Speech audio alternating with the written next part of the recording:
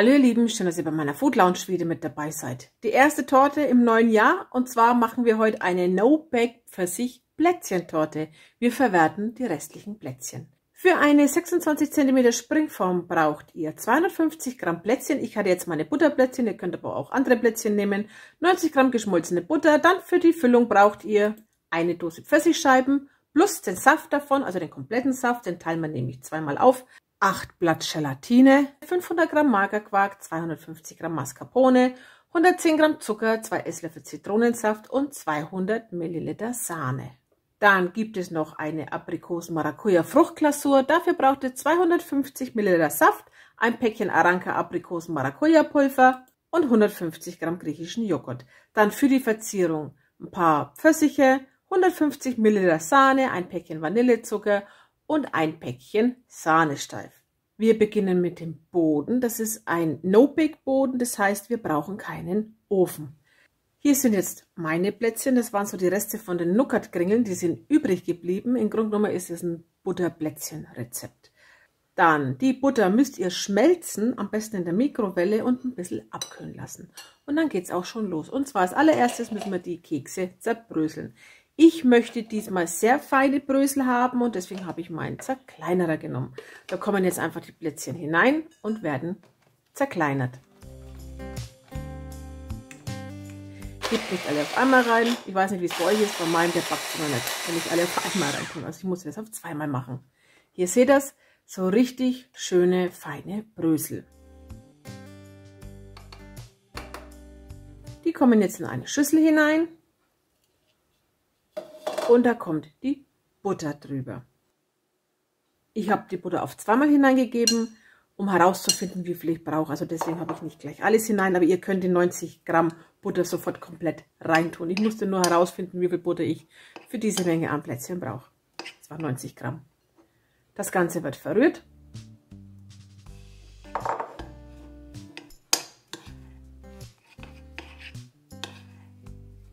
Der kommt jetzt in meine Springform, die hat einen Durchmesser von 26 cm, die habe ich mit Backpapier ausgelegt. Einfach alles reingeben und dann mit dem Löffel glatt drücken. Ihr könnt aber auch ein Glas nehmen, was ihr halt gerade zur Verfügung habt.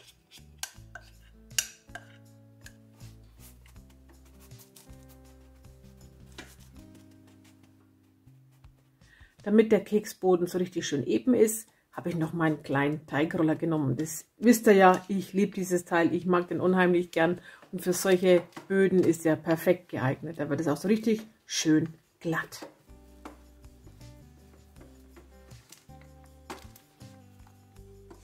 Der kommt jetzt für 30 Minuten in den Kühlschrank. Dann geht es weiter mit der ersten Füllung und zwar die Pfirsich-Quark-Füllung. Hier sind meine Aprikosen, die müsst ihr abtropfen lassen. Den Saft bitte auffangen, den brauchen wir nämlich komplett. Hier ist er. Für diese Creme müsst ihr jetzt 130 Milliliter abfangen. Dann habe ich hier meine Pfirsiche, die schneide ich noch in kleine Würfel. Wer mag, kann sie aber auch in Scheiben lassen. Das sind so kleine, flutschige, kleine Scheißerchen. Die rutscht mir jedes Mal davon. Ihr müsst dann auch noch die 8 Blatt Gelatine nach dem Schneiden der Pfirsiche im kalten Wasser quellen lassen. Ganz wichtig. Hier habe ich jetzt meine Mascarpone und mein Quark drin. Da kommt dann der Zucker dazu, der Zitronensaft und die 130 Milliliter Pfirsichsaft.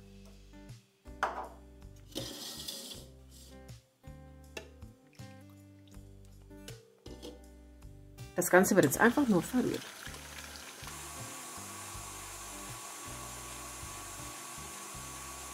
Meine Gelatine habe ich ausgedrückt und schmelzen lassen am Herd. So sieht es aus.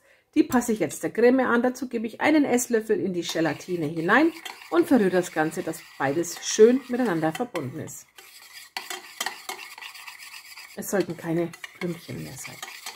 Man sieht es hier so auf der Seite, sind zwei so kleine Cremeklümpchen, einfach hineinrühren. Da ist wieder meine Creme. Die muss weiter gerührt werden und währenddessen die Creme rührt, oder besser gesagt der Schneebesen rührt, kommt die Gelatine hinzu.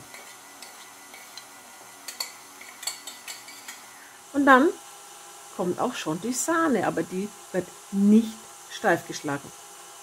Einfach vorsichtig die 200 Milliliter Sahne da hineingeben. Sie wird während des Rührens fest. Zwar jetzt nicht so steif, wie sie, wenn man es jetzt einzeln steif schlagen würde, so nicht, aber es wird so richtig schön cremig und so möchte ich das auch haben.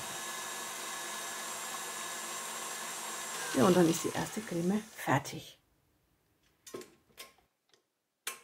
Hier ist mein Boden, der ist schon abgekühlt, da kommen jetzt die Pfirsichstücke darauf.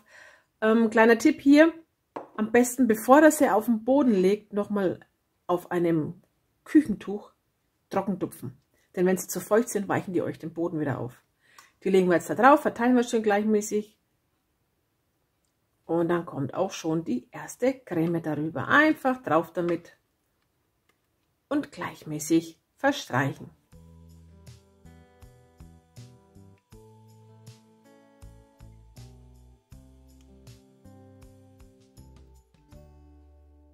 Jetzt kommt sie für 1 Stunde in den Kühlschrank. Dann geht es weiter mit der zweiten Creme, und zwar die Aprikosen-Maracuja-Creme. Die geht ganz einfach. Hier ist die restliche Flüssigkeit von den Pfirsichen. Da gieße ich jetzt mit Wasser auf 250 Milliliter auf, denn ich brauche 250 Milliliter. Das kommt jetzt in eine Schüssel und dann braucht ihr dieses Arranca-Pulver. Und zwar ist es ein Joghurtdessert, Geschmack Aprikose Maracuja. Das wird jetzt da einfach hineingerührt. Ich habe jetzt hier als erstes einen Schneebesen genommen. Ich rate euch komplett davon ab, denn ihr müsst 3 Minuten rühren. Und das geht doch am besten mit einem Handrührer. Außer wer mag, der kann es mit der Hand rühren. Aber ich bin dann doch auf meinen Handrührer umgestiegen. Und dann ging das Ganze etwas einfacher.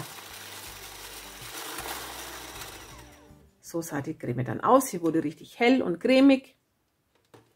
Da kommt jetzt noch ein Joghurt dazu. Und zwar könnt ihr alles mögliche an Joghurt nehmen. Ich hatte hier jetzt einen griechischen Joghurt. Ihr könnt auch Skyr nehmen oder einen fettigen Quark. Das funktioniert auch. Der wird jetzt da einfach eingerührt. Und dann ist meine zweite Creme auch schon fertig. Die übrigens von der Farbe her ein bisschen gelb ist. Also man wird das dann später, wenn man die Torte anschneidet, sehen. Hier habe ich jetzt meine gekühlte Torte. Da kommt jetzt die Aprikosen-Maracuja-Creme noch darauf.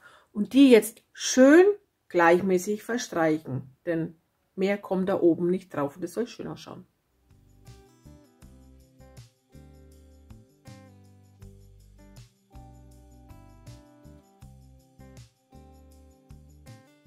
Ja, und jetzt darf sie nochmal für gute 3 Stunden in den Kühlschrank. Und nach dem Kühlen sah sie so aus. Der Rand war so ein bisschen, ich kann sagen, ja uneben. Und ich habe dann einfach ein Messer genommen und das glatt gestriffen. Geht ganz einfach.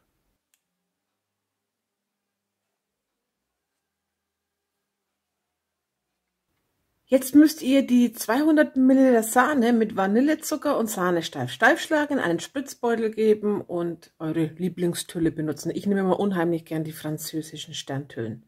Und dann spritzt ihr Tuffs auf die Torte. Ich hatte 14 Stück.